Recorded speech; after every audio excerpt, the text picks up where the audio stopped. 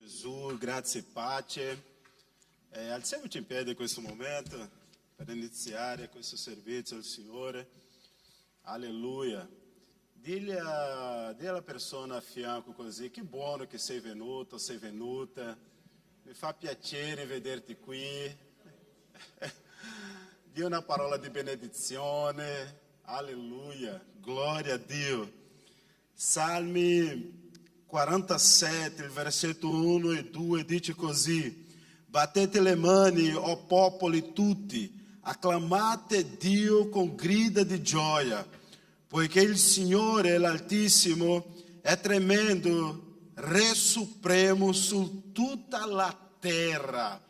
Possiamo fare questo? Facciamo un applauso a questo nostro Signore grande e tremendo su tutta la terra. Alleluia. Colui che ci ha portato fin qui. Preghiamo questo momento e poi loderemo il Signore con tutta la gioia, con tutta la fede e con tutto il nostro cuore. Amen. Padre, grazie Signore per la tua bontà, grazie Signore per la tua presenza in mezzo a noi, grazie Signore per la tua parola. Grazie Signore per questa settimana, Signore, che abbiamo passato, abbiamo lavorato, abbiamo fatto tante cose e tante cose anche non abbiamo fatto, Signore. Ma noi ti ringraziamo, Signore, perché siamo arrivati fin qui, Signore. Siamo qui nella tua presenza, ricevi la lode, Signore, dalla tua Chiesa e per te. Tu sei degno di ogni onore, di ogni lode, di ogni adorazione, Signore. Per questo che siamo qui. Padre, parla con noi, Signore, parla con noi attraverso la comunione, Signore, fatta dalla tua Chiesa, attraverso la tua parola, attraverso le canzoni. Padre, che questa mattina, queste poche ore che passeremo qui, sia, Signore, di un'esperienza nuova con te. Dia a ciascuno di noi un'esperienza nuova stamattina, perché noi desideriamo te. Desideriamo, Signore, la tua presenza, il tuo Santo Spirito. Grazie, Signore, per tutto. Amen. Alleluia. Il Ministero di Lode. Bene, come diceva il pastore Samuel, benvenuti a tutti. Che possa essere un momento speciale questo che viviamo oggi, un momento dove raccogliamo delle ricchezze e delle benedizioni che Dio vuole darci. Anche se forse ci guardiamo attorno, siamo pochi, sembriamo non forti, ma la forza viene da Dio e la benedizione viene dall'Eterno. È Lui che benedice il suo popolo, che dà la vita, che rinvigorisce, che dona gioia. E cominciamo questo momento di adorazione, di culto con la canzone Tu sei degno, sei l'agnello santo, sei il Signore. Tu sei onnipotente e tu lo sei sempre, e tutto il mondo canta le lodi al Re dei Re. E tu lo sei per me, ma lo sei. Dio è sovrano, è Re, anche se non lo riconoscono le persone, però Lui regna. E quindi cominciamo questa canzone.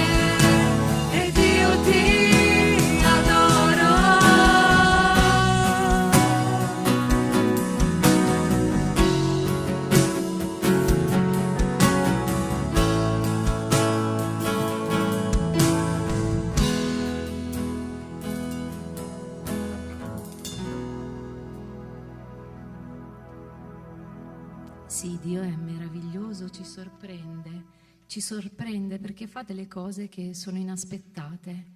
Tante volte noi facciamo tutta una serie di calcoli nella nostra vita e ci appoggiamo a delle sicurezze, ci appoggiamo alle nostre sicurezze, a quello che i nostri occhi vedono, però il suo agire è diverso e questa mattina insieme a voi, anche se non ci conosciamo personalmente, penso che la cosa che ci accomuna è questa intimità, questa relazione con Dio che possiamo trovare in questo momento di adorazione, la sorpresa di Dio. E abbiamo bisogno di ascoltare la sua voce, abbiamo bisogno di sentire quello che Lui ci vuole comunicare, perché Lui ha costantemente un agire che ha un progetto e pensando a questo vogliamo insieme dare a Lui la gloria e cantare insieme questa canzone che dice a Lui la gloria, perché solo da Lui provengono tutte le cose e il suo sapere è intenso, unico, incommensurabile e il suo agire è un agire che va al di là della storia, è nella storia ma è nell'eternità. Quindi a Lui la gloria.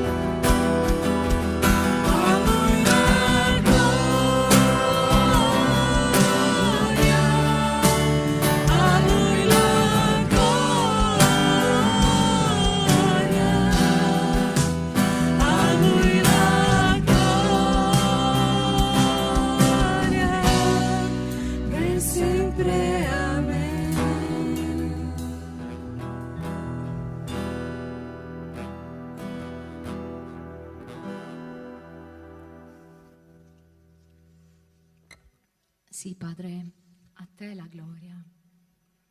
A te vogliamo donare questa nostra lode questa mattina, questa riconoscenza profonda di quello che tu hai fatto nella storia e il fatto che ci hai coinvolti in un piano eterno, in qualcosa di molto grande, pur essendo uomini piccoli, pur avendo dei limiti, pur essendo delle persone peccatrici, mancanti, ma grazie perché tu ci guardi con gli occhi della croce per quel sangue che è stato versato per noi. La tua opera salvifica è quella che ci permette di stare qui questa mattina, di adorarti, di ringraziarti, di riconoscerti, di essere uniti come corpo, come popolo. E ti ringraziamo perché tu vuoi toccare il nostro cuore nel profondo, vuoi sciogliere quei muri, quelle catene, quelle barriere che noi mettiamo perché abbiamo paura, perché non ci fidiamo, perché durante la settimana abbiamo vissuto sicuramente tanti stress, tante tensioni molto forti, forse con i nostri capi, con i nostri colleghi di lavoro, con i nostri figli, con i nostri mariti, con le nostre mogli.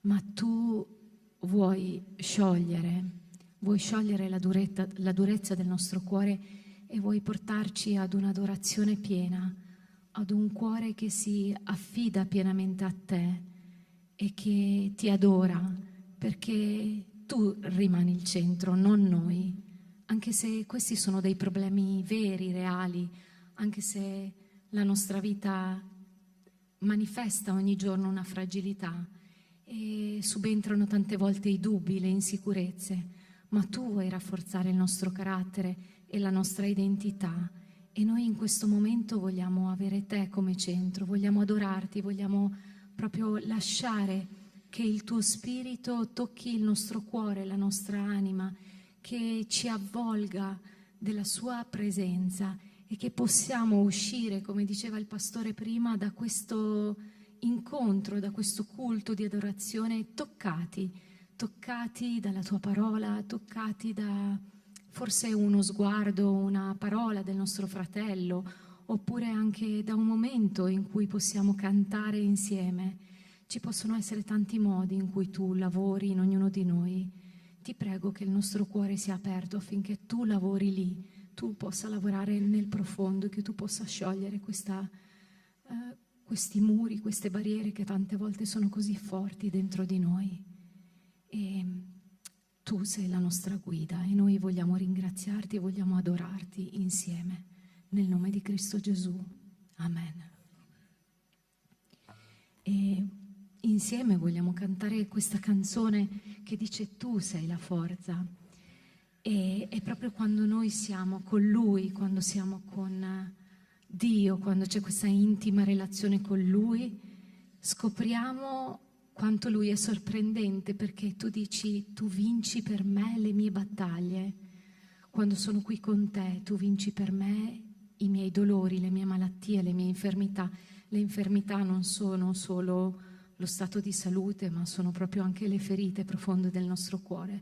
Quando qualcuno ci ha ferito, quando ci siamo sentiti lesi nella nostra dignità, quando ci siamo sentiti che qualcuno non ha rispettato i nostri spazi, le cose più profonde del nostro cuore.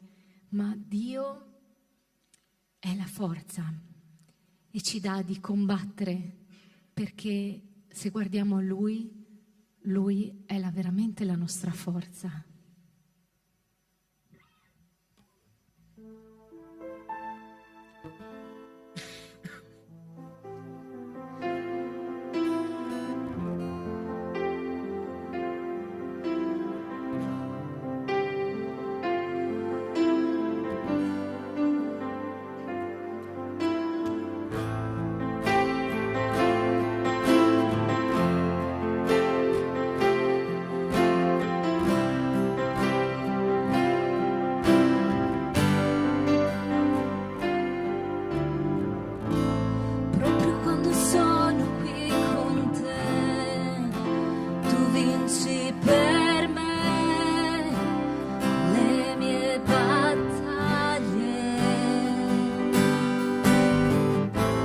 proprio quando sono qui con te, tu vinci per me le mie infermità. In te, Dio, io trovo la forza per non gettare la spugna, perché Cristo ha donato il suo sangue. In te, Dio, io trovo la forza per non gettare la spugna, perché Cristo è in me. Tu sei la forza nella debolezza, sei la speranza del cuore mio, sei la certezza in un mondo che senza. Tu sei mio Dio, non dubito.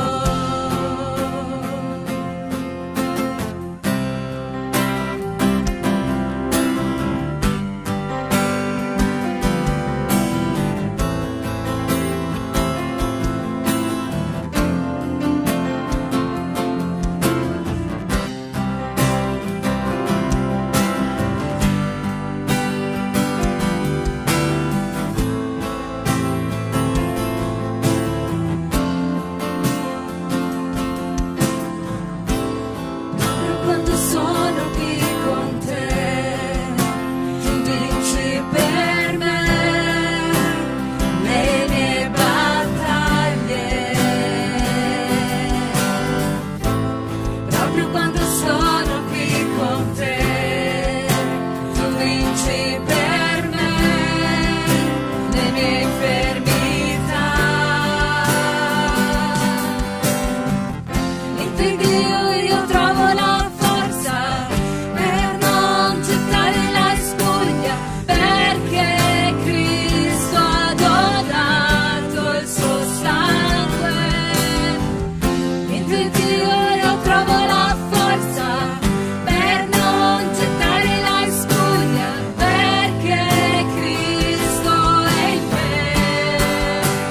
Tu sei la forza della debolezza, sei la speranza del cuore mio, sei la certezza in un mondo che senza. Tu sei mio Dio, non dubito.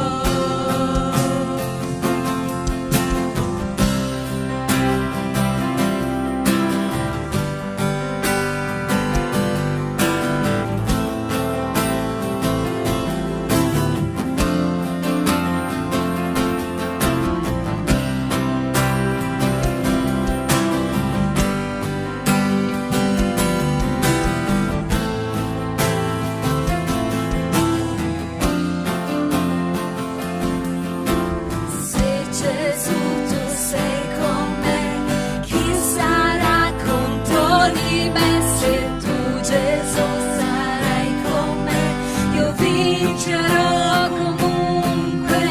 Se Gesù tu sei con me, chi sarà contro di me? Se tu Gesù sarai con me, io vincerò comunque. Se Gesù tu sei con me, chi sarà contro di me? Se tu Gesù sarai con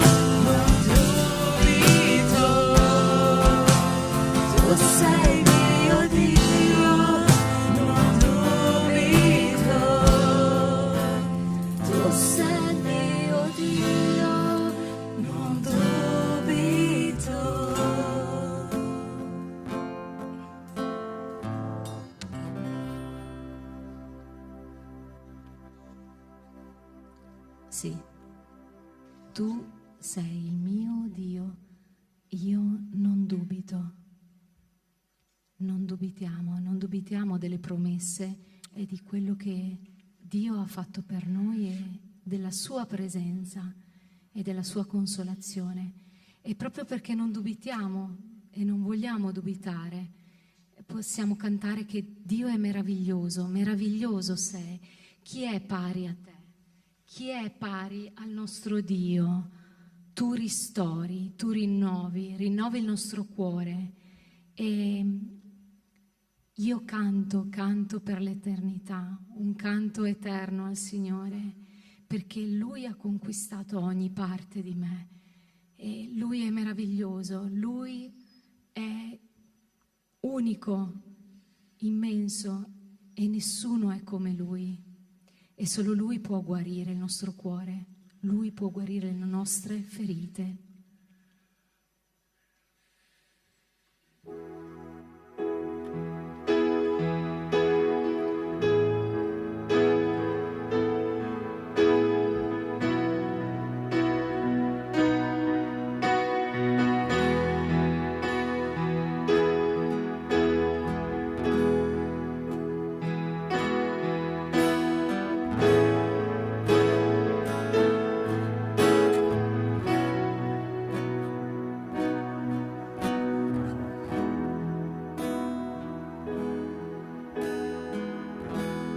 Meraviglioso sei, chi è pari a te, Gesù. Solo tu puoi ristorare e rinnovare il mio cuore.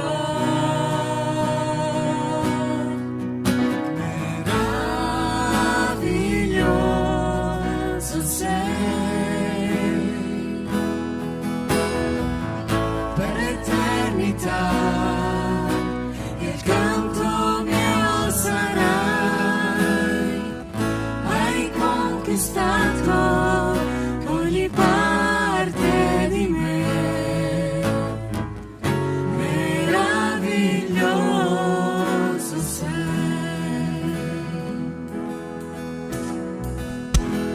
Padre di grazia, nessun altro è come te. Tu soltanto puoi guarire le ferite che ho nel mio cuore.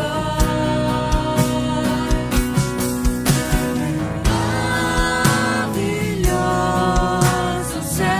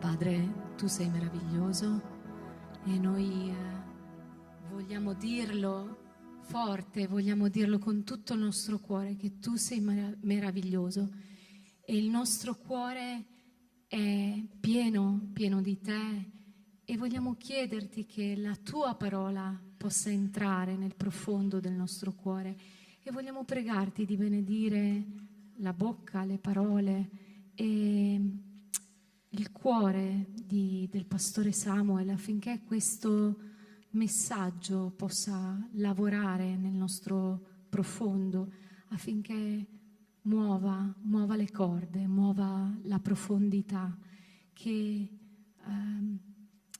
sì, siamo aperti all'ascolto, che siamo attenti non alla voce di una persona ma alla tua voce e che siamo davanti a te in spirito, nello spirito che tu hai messo nel nostro cuore, perché possiamo essere toccati dalla tua grazia questa mattina. Nel nome tuo santo. Amen.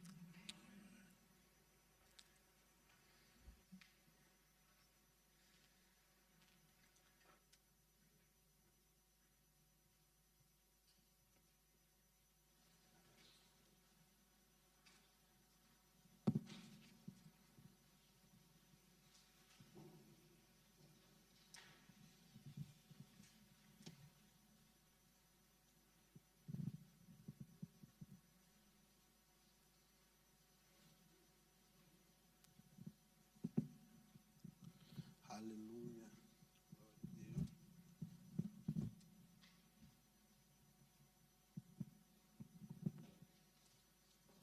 Aleluia. Non desideriamo altro che il nostro Signore stamattina, amém? Aleluia. Geremia capítulo 18, dal versetto 1 al versetto 6, parla di una storia molto, non una storia in sé, ma di una rivelazione del Signore che è conosciuta da tutti noi. Prima di tutto vi porto un grande abbraccio, un saluto da tutta la comunità di Belluno.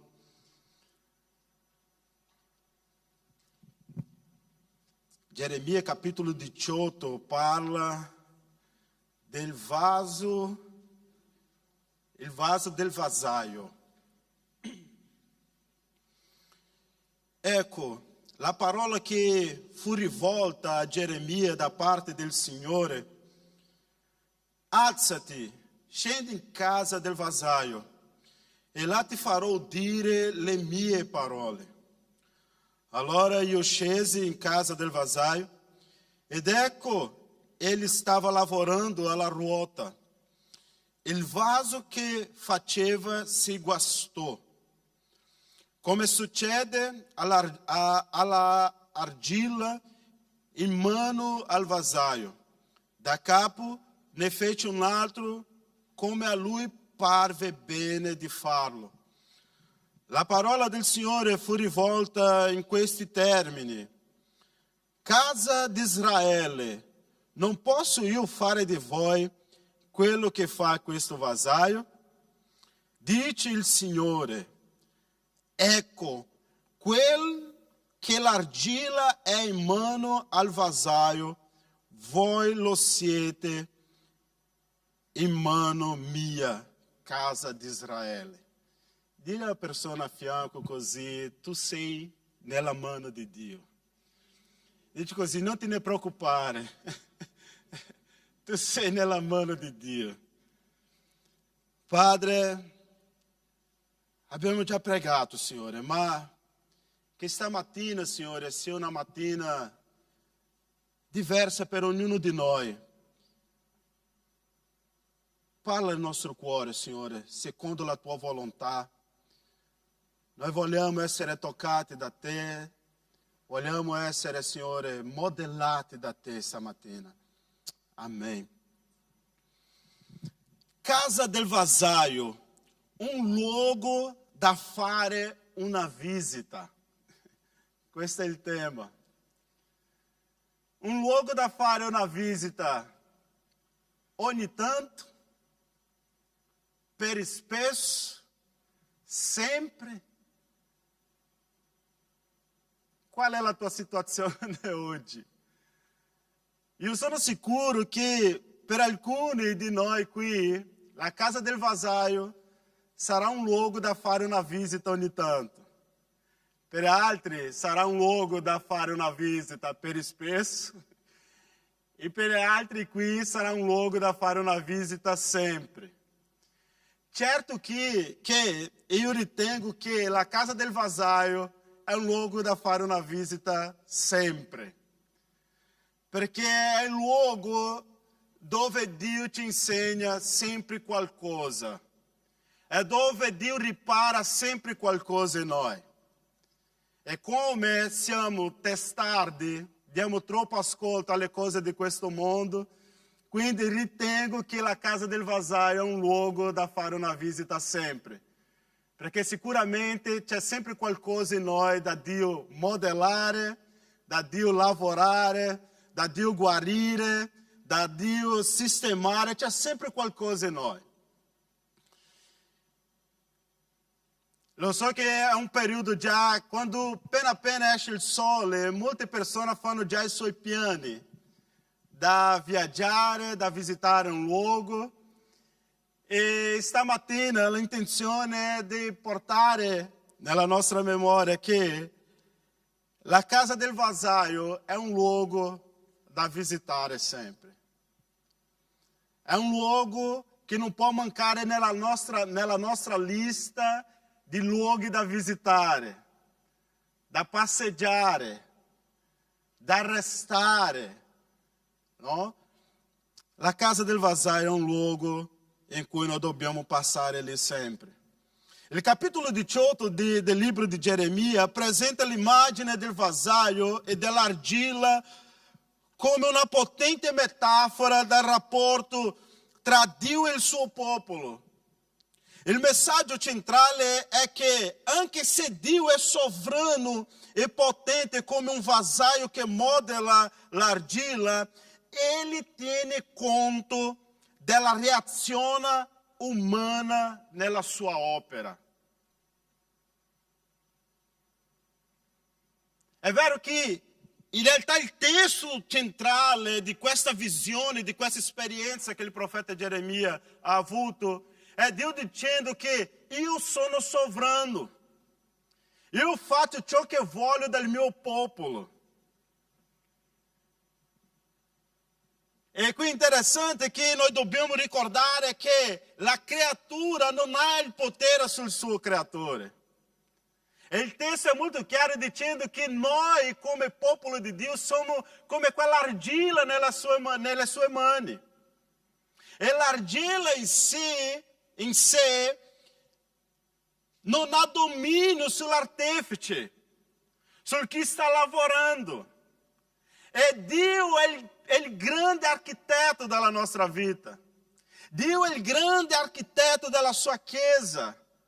Lui è il grande creatore, Lui lo sa cosa sta facendo del suo popolo. Lui sa cosa sta facendo della mia vita e sa cosa sta facendo della tua vita. Dio sa cosa sta facendo della tua famiglia. Tu non sei qui per acaso.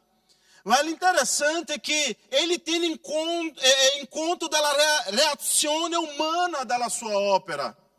E qual è la prima cosa che imparano in questo testo qui? È che la produzione del vasaio dipende dalla qualità dell'argilla. La produzione del vasaio dipende dalla qualità dell'argilla.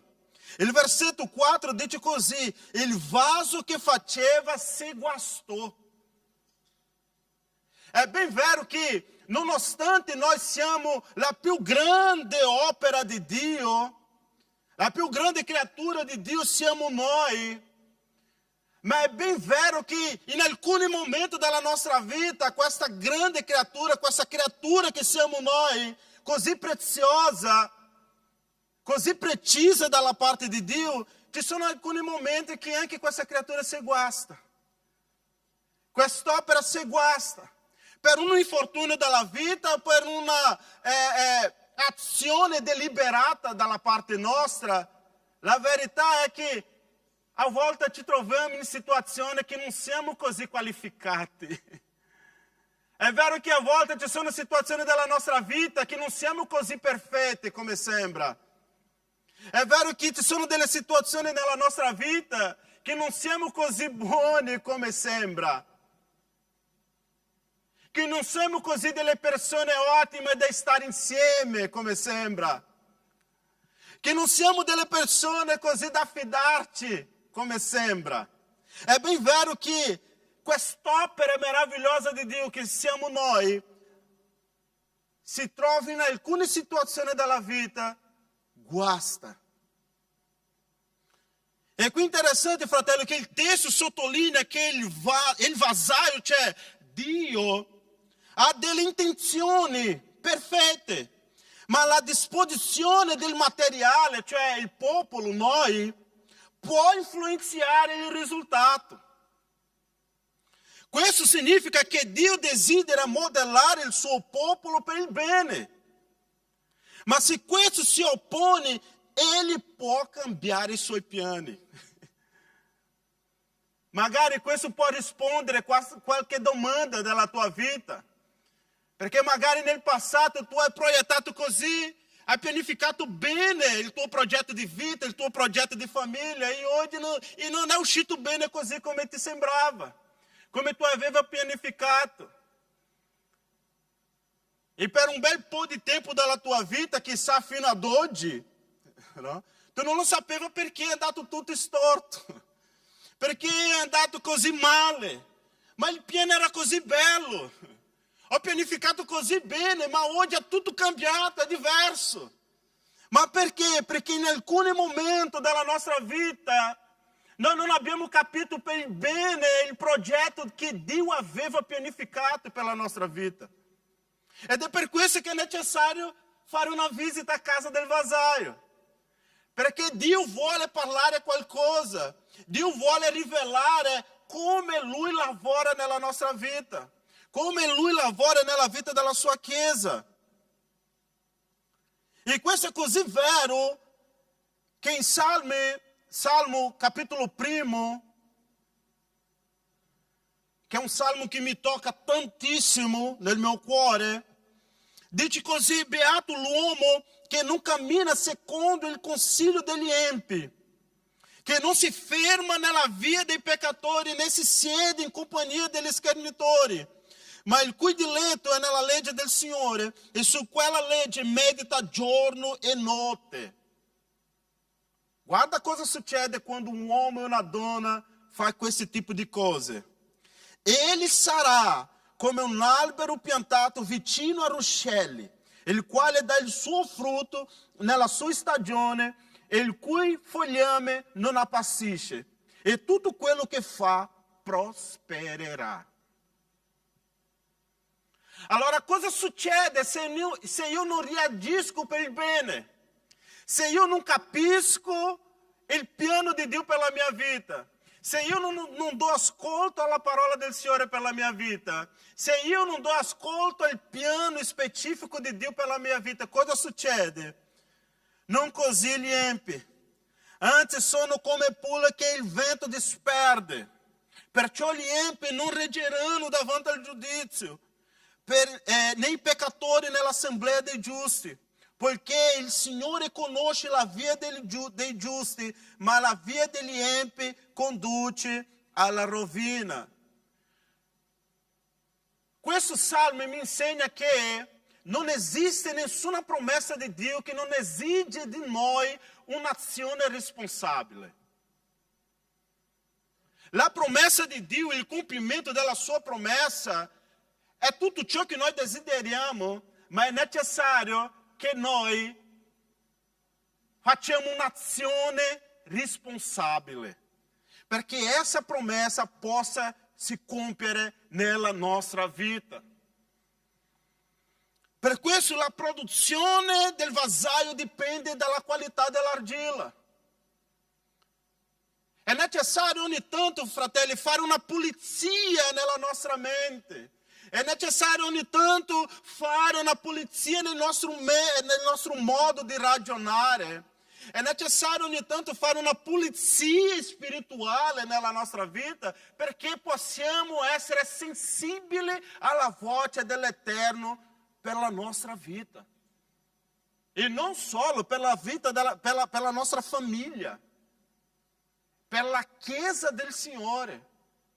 È necessario ogni tanto metterci in una condizione di che Dio possa guardare in noi e vedere così. Lì c'è un uomo di qualità, lì c'è una donna di qualità. Io voglio rivelarmi a quell'uomo, io voglio rivelarmi a quella donna. Io voglio rivelarmi alla mia creatura. Io voglio rivelarmi al mio popolo, ma io devo avere delle intenzioni anche buone per questo. Purtroppo molte persone vengono in chiesa per cercare soltanto il bene dalla parte di Dio e dimentica colui che è il capo di tutto. Noi abbiamo appena cantato, io non desidero che te. Questa frase non può essere semplicemente una canzone, parte di una canzone. Deve essere il desiderio della nostra anima. Così come noi desideriamo bere un goccio d'acqua quando abbiamo sete. Così come vogliamo mangiare un pezzo di pane quando abbiamo fame. Così il nostro desiderio deve essere per Dio. La seconda cosa che imparo in questo testo di Geremia, capitolo 18, è che ciò che Dio fa del suo popolo dipende dalla reazione di essi. Il versetto 6, la parte A del versetto 6 dice così: casa di Israele, non posso io fare di voi quello che fa questo vasallo? Non è stato proprio la domanda che Gesù ha fatto prima di realizzare un miracolo? Cosa vuoi che io ti faccia?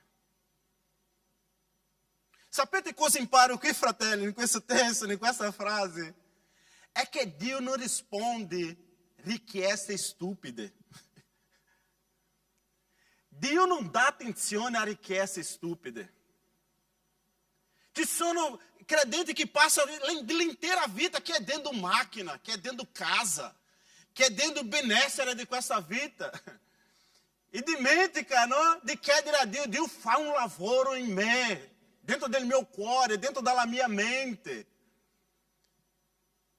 È stato proprio la richiesta del nostro Signore Gesù Cristo. Cercate per primo cosa? Il regno di Dio. E tutte queste cose vi saranno raggiunte. Non solo raggiunte, ma anche in più. La frase ciò che Dio fa del suo popolo dipende dalla reazione di esse, mette in luce la responsabilità del popolo nel collaborare con Dio. La volontà divina non è imposta meccanicamente, ma interagisce con la libertà e le scelte delle persone. Tu sei venuto qui oggi, tu sei venuta qui oggi. Qual è la richiesta veramente che può cambiare la tua vita? Che tipo di richiesta, che tipo di preghiera tu vuoi fare oggi? O che tipo di preghiera tu hai portato dalla tua casa per fare oggi qui? Alleluia. Mette in luce la responsabilità del popolo nel collaborare con Dio. Giacomo, capitolo 4, dal versetto 8 in poi, dice così: avvicinatevi a Dio, ed Egli si avvicinerà a voi. Purificate le vostre mani, o peccatori, e santificate i vostri cuori, o irresoluti. Gemete sulla vostra miseria, fate lutto e piangete. Il vostro riso si muti in lutto, e la vostra allegria in tristezza. Umiliatevi davanti al Signore, ed Egli vi esalterà. Se vogliamo vittoria in questa vita, se vogliamo vittoria come cristiani in questa terra, se vogliamo vittoria come chiesa in questa terra, è necessario umiliarci davanti all'Eterno. È necessario inchinarci e porre le nostre corone davanti all'Eterno. Sapete cosa imparo?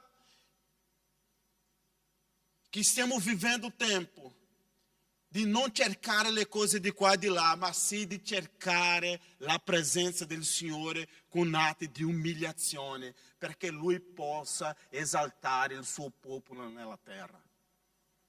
È tempo di umiliarci nella presenza del Signore, davanti al Signore. Ed è per questo che ciò che Dio fa del suo popolo dipende dalla reazione desse. Se vogliamo un'esperienza nuova con Dio, se vogliamo un qualcosa di straordinario dalla parte di Dio, è necessario una reazione dalla nostra parte. Difficilmente Dio parlerà con un uomo o con una donna che resta seduto tutto il tempo, al divano, cambiando canale. È necessario alzarci ogni tanto e andare d'incontro a questo Dio tremendo. Ed è per questo che siamo tentati ogni volta, ma perché andare ancora un'altra volta in chiesa? Ma abbiamo già pregato settimana scorsa, perché pregare ancora? Pregare è una questione di sopravvivenza, fratelli. Non è una questione di religiosità, è una questione di sopravvivenza. Se io non prego, io muoio. Se la chiesa non prega, essa muore. Se la chiesa non prega, non avanza.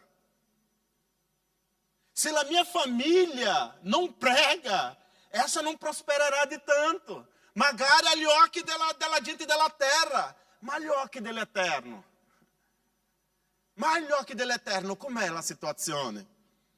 È necessario che abbia una reazione dalla nostra parte in direzione a questo Dio grande che fa tutte le cose. Anzi, a questo Dio che dice: io sono il vasaio e voi siete l'argilla. Sono io che modelo, sono io che creo, sono io che costruisco, sono io che ti alzo, sono io che anche che abbatto. Alleluia. La terza cosa che imparano in questo testo è che l'argilla può frustrare l'intenzione del vasaio e portarlo a modificare il vaso.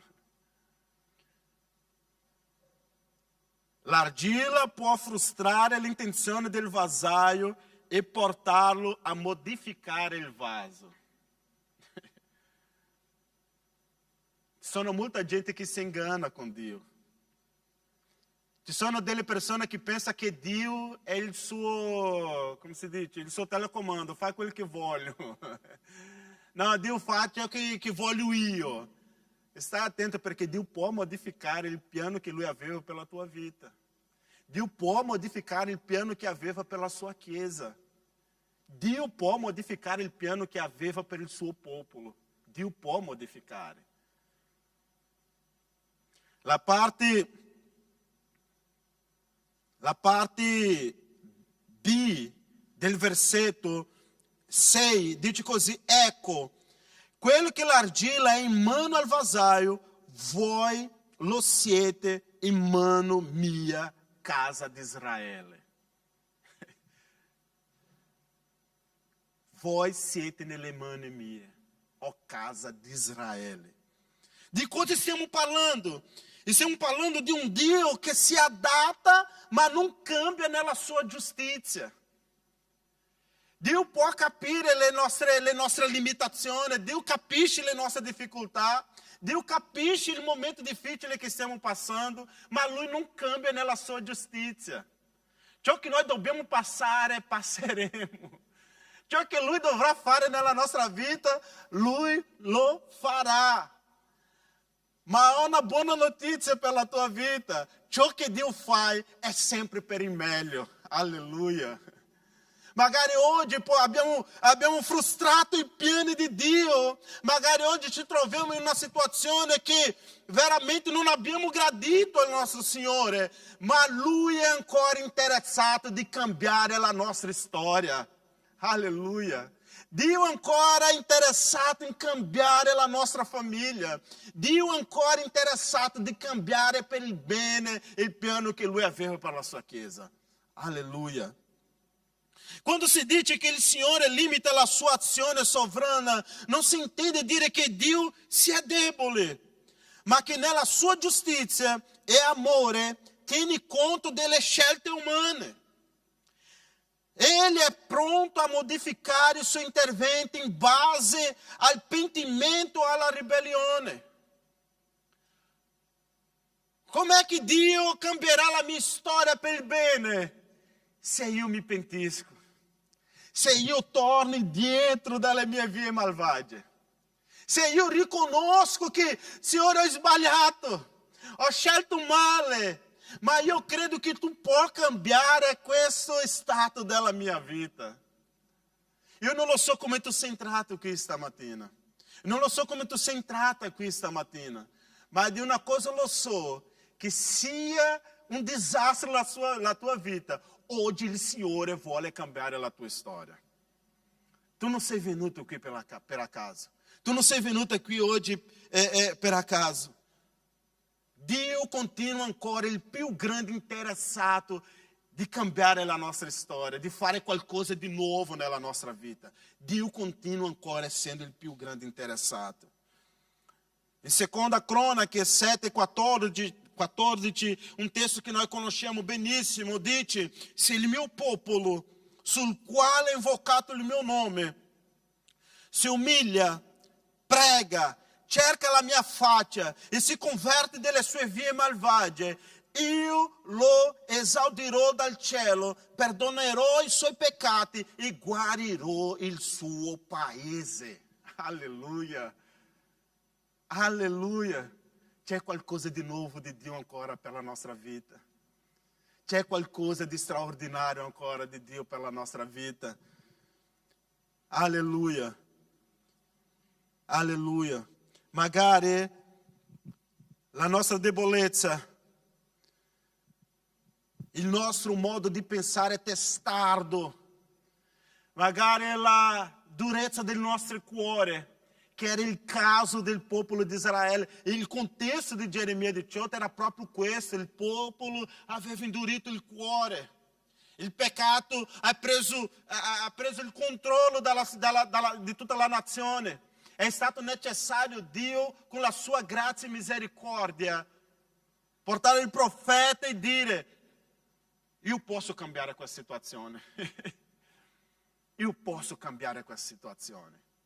Ma è necessario dalla nostra parte un'azione. Così come la qualità dell'argilla limita le possibilità di produzione del vasaio, così la qualità del popolo limita ciò che Dio farà con essi. Di cosa sta dicendo qui, fratelli? Io sono sempre abituato a dire che il cielo non è in crisi. Noi siamo in crisi. Noi siamo disperati. Noi siamo nel caos, ma il cielo non è nel caos. C'è sempre qualcosa dal cielo per la mia vita e per la tua vita. Noi siamo in crisi, ma Dio non è in crisi. Noi siamo in confusione, ma Dio non è in confusione. Alleluia. Per questo è necessario avere una sensibilità di capire che tipo di situazione sto vivendo. Da dove sto camminando. Cosa sto facendo della mia vita? Mi sono battezzato, faccio parte del libro di membri della Chiesa. Ma sì, allora, basta. Cosa tu rappresenti per la società? Cosa tu rappresenti in questa terra? Perché Dio vuole fare di ognuno di noi un strumento di salvezza. Dio vuole fare di ognuno di noi un strumento di benedizione nella terra. Não basta essere solo chiamati di cristiani. Non basta essere solo essere iscrito nel libro di membri della Chiesa. Non basta. È necessario che ognuno di noi abbia la sensibilità di stare davanti a colui che può modificare la nostra vita, anche se noi sbagliamo, anche se siamo limitati. È necessario. Il Signore limita la sua azione sovrana in base alla reazione del popolo. Questo passo è anche un appello alla conversione. Il popolo chiamato a migliorare la propria qualità affinché Dio possa realizzare i suoi buoni propositi. Fratelli, io concludo così. Se c'è un luogo dove impariamo di più su Dio, è nella casa del vasaio. Magari oggi qui, magari tu sei uscito di casa stamattina dicendo, vado in chiesa, vado nel tempio, vado lì. Oggi è stata la casa del vasaio per te stamattina. Questo luogo è stata la casa del vasaio. Dio mostrò a Geremia che anche se Israele era un popolo ribelle e rigido, Israele era l'argilla nelle mani di Dio. Noi siamo questa argilla nelle mani di Dio. Proprio come il vasaio fa il vaso, se il vaso si rompe, lui non lo getta via, ma impasta l'argilla per farne un nuovo vaso. Così Dio agisce con noi. Magari tu dici così, pastore, sono distrutta. Pastore, sono arrivato qui e non lo so cosa fare della mia vita. Ho una buona notizia per te. Nonostante la tua debolezza, nonostante la tua limitazione, Dio non ti getta mai via. Lui è interessato di costruire qualcosa di nuovo nella tua vita. Alleluia. Alleluia. Dile alla persona a fianco così, Dio sta costruendo qualcosa di nuovo nella tua vita. Dile così. Possiamo pregare? Possiamo pregare? Alleluia. Prendi mano alla persona a fianco, lo vedo che sono proprio famiglie già così. Se non è la tua famiglia, il tuo parente, adotta. Adotta, prendi mano alla persona. Mentre io prego di qui, preghi anche per questa persona. Fai 2 preghiere in realtà, no? Fai una preghiera per te e una per la persona a fianco. Amen? Chiede allo Spirito Santo di aiutarlo a vincere. Signore, grazie Signore per la tua parola, Signore. Grazie Signore per le tue misericordie, Signore. Grazie Signore che riconosciamo, Signore, che nonostante la nostra debolezza, nonostante, Signore, la durezza dei nostri cuori a volte, Signore, nonostante la nostra impazienza, Signore, nonostante, Signore, la nostra fragilità, la nostra stupidità, Signore, nonostante tutto questo, nonostante la nostra pazzia a volte, Signore, ma tu crea sempre una circostanza, Signore, per parlare al nostro cuore. Ed io non ho nessun dubbio che stamattina, Signore, tu hai preparato questo momento per parlare al nostro cuore, Signore. E noi vogliamo dichiarare qui che noi riceviamo la tua parola, Signore. Noi vogliamo dichiarare stamattina che tu sei il nostro vasaio e noi siamo l'argilla. Tu sei il grande creatore e noi siamo la creatura. Signore, modela secondo il tuo piano, Signore, la nostra vita. Signore, noi vogliamo dare libertà perché tu possa creare in noi qualcosa di nuovo, Signore. Ah, Signore, trova qualcosa in noi di buono, Signore, a ponto di tu guardare così. Ah, lì sta mio figlio, lì sta mia figlia, lì sta mio servo, lì sta mia serva. Ah, Signore, trova qualcosa in noi. E se non trovi, Signore, crea, Signore. Se non trovi qualcosa di buono in noi, Signore, in nome di Gesù Cristo, stamattina, crea qualcosa di nuovo, Signore. Modela la nostra vita. Perché noi vogliamo trovarti, Signore, dinanzi a te, Signore, come vasi d'onore. Noi vogliamo trovarci dinanzi a te, Signore, nella tua casa come vasi d'onore. Fai di ognuno di noi un vaso d'onore, Signore, stamattina. Anche nel tornare alla nostra casa, questa parola continua a parlare nel nostro cuore. Che questa parola continua a modellare, Signore, la nostra mente. Che questa parola continua ancora a modellare, Signore, il nostro spirito. Ah, Signore, modella, Signore, la nostra vita. Se necessário, Signore, fai un nuovo vaso stamattina. Fai di noi un nuovo vaso, Signore, d'onore stamattina, Signore. Ti ringraziamo, Signore. Ti ringraziamo, Signore, per quello che tu stai facendo nella vita della tua Chiesa.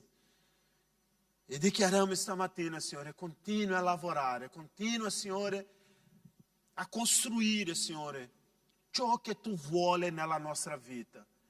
Perché tu sei degno, tu sei un Dio meraviglioso, tu sei il nostro Dio e noi siamo l'argilla nelle tue mani, Signore. Noi siamo l'argilla nelle tue mani. Sii innalzato in eterno, in nome di Gesù. Amém, Gesù. Alleluia. Alleluia, Gesù. Fratelli, in questo momento passiamo al nostro momento di decime ed offerte. Tu che hai portato la tua decima, la tua offerta, fai questo con gioia nel cuore, con fede, sapendo che il regno di Dio ci sono delle cose che si muovono anche attraverso, no? le nostre risorse umane. Quindi fai questo con gioia, con fede nel cuore. Amém? Il Ministero di Lode mentre si prepara qui.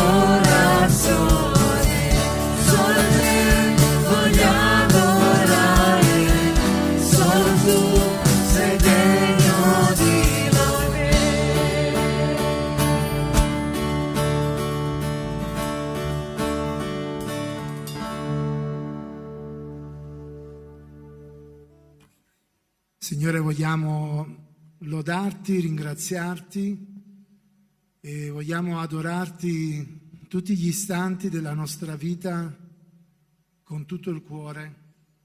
E Signore, vogliamo entrare nella casa del vasaio.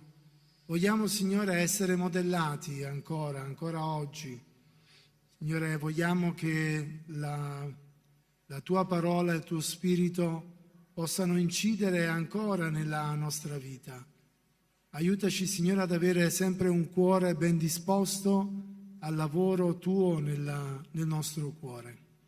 E fa, Signore, che anche altre persone in questa città possano ancora, sì, Signore, aprire il loro cuore a te, a Cristo.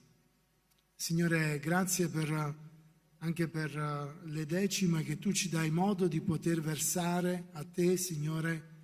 Grazie per le benedizioni che vengono da parte tua, che sono della nostra vita, ma anche, Signore, che toccano anche il nostro aspetto economico. Grazie, Signore, per tutto questo e benedici ognuno di noi per il sangue di Gesù, nel nome di Gesù. Amen.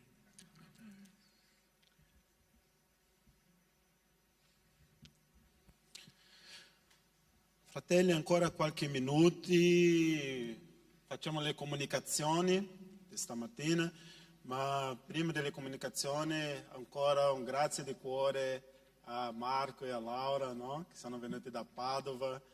È vero, Marco e Laura, vero? Sì, giusto, ok. Grazie a voi di questo momento. Molto prezioso, vero? Eccolo, grazie di cuore, no, per questo servizio stamattina, ma non solo, anche tutto il ministero di lode qui che è sempre pronto, no, a servire nel regno di Dio. Grazie di cuore. La prima comunicazione di stamattina, vediamo lì. Eccolo, 12 luglio al Lago del Mês, avremo questo picnic, no? Io pensavo, no, fino a qualche mese fa, pensavo che questo picnic riguardava solo alla comunità di Belluno, invece no, è tutta la comunità, no? Agape, quindi siete invitati, no, per questo picnic, caso siete liberi in questa data, sarà un momento molto prezioso, no, stare insieme in comunione come chiesa, come fratelli e sorelle, no? Nel lago del Mis a Belluno. L'altra comunicazione. Ecco il convegno degli uomini, guerrieri di Dio, dal 23 al 25 ottobre 2026 a Peschiera del Garda, a Parco Hotel. È un luogo bellissimo, fantastico, e sarà un momento anche molto prezioso per tutti gli uomini della nostra chiesa. Amen? Quindi affrettatevi a già prenotare, no, il tuo posto, la tua camera. I prezzi sono quelli lì. Ancora un momentino. Torni dietro, e dietro. Eccolo lì. Per l'informazione sempre quel pastore Caio, ti servirà già subito una caparra da 50 euro, quindi potete contattare direttamente il pastore Caio attraverso quel numero che apparve lì, ok? La prossima, eccolo lì. Evangelizzazione non musicale, sarà lì nella nostra chiesa Belluno, davanti alla chiesa. Abbiamo fatto questo anche nell'anno scorso, ma abbiamo avvisato soltanto noi alla nostra comunità in quell'occasione. Questa volta c'è stata una richiesta di avvisare tutta la comunità Agape, ok? Sarà alle ore 14 del giorno 18 luglio, no? 18 luglio nel piazzale davanti alla chiesa. Quindi lo so che è una bella tirata da Treviso fino a Belluno, no? Ma sarà gradita, no, la vostra presenza e il vostro anche amore, no, verso l'evangelizzazione, no, dalla città di Belluno in quell'occasione. Amen. L'altra locandina. Ministero sociale, no? Raccolta cibo. Sembra assurdo, no? che qualcuno abbia ancora bisogno nel giorno d'oggi, ma in verità sempre qualcuno ha bisogno, ok? Quindi passate sempre lì nel Ministero Sociale, no? E chiedete cosa il Ministero ha bisogno, se ci sono delle famiglie che hanno bisogno di qualcosa, sempre c'è qualcuno che ha bisogno. Il nostro lavoro è servire sempre alla Chiesa del Signore, i nostri fratelli, le nostre sorelle, le famiglie, no? Prima dalla nostra Chiesa e poi tutte le altre famiglie intorno a noi, amici, dobbiamo servire anche queste persone, amen? Quindi passate lì nel Ministero Sociale, no? E fate le vostre donazioni anche, e date il vostro appoggio. Eccolo, l'accampamento dei bambini, Discipline Academy, è così che si dice? Wow, ottimo! Sarà dall'ultima settimana di agosto, no? Con la prima settimana di settembre, ok? Anche il Ministero dei Bambini ha bisogno molto dell'appoggio della Chiesa, amen? Abbiamo delle testimonianze fantastiche degli accampamenti dei nostri bambini, di famiglie che sono state benedette, no? Attraverso questo accampamento. L'ultimo, ad esempio, ci sono stati un bel numero di bambini che le loro famiglie non sono credenti e loro hanno portato una testimonianza bellissima che ha toccato il cuore dei loro genitori. Quindi appoggiamo in preghiera e nel sostegno anche di tutte le parti che è necessario il Ministero dei Bambini. Amen? Preghiamo soprattutto. Eccolo lì. Eccolo, fratelli, siamo arrivati alla fine, che Dio vi benedica. Qualcuno aveva qualche altra informazione da dare? No? Richiesta di preghiera speciale, no? Particolare? Qualcuno ha qualche richiesta di preghiera per i parenti, per gli amici, per la famiglia? No? Amen, gloria a Dio. Quindi, che Dio vi benedica in nome di Gesù. Facciamo questa ultima preghiera e possiamo andare alla nostra casa. Grazie, Signore, per tutto ciò che Tu hai fatto nella nostra vita stamattina. Grazie, Signore, per la Tua bontà e per la Tua misericordia, Signore. Che questa settimana che si inizia, Signore, sia una settimana di benedizione, di vittoria per la Tua Chiesa. Protegge, Signore, guarisce, salva, Signore, i nostri parenti, i nostri vicini. Usa-ci, Signore, come un strumento, Signore, di trasformazione, Signore, per la nostra famiglia, con i nostri colleghi di lavoro, con i nostri vicini, Signore, ovunque possiamo andare, Signore, che la Tua luce sia con noi, che la Tua benedizione sia con ognuno di noi, Signore. Noi preghiamo così, ci benediciamo in nome di Gesù. Amen. Fratelli, buona domenica, che Dio vi benedica.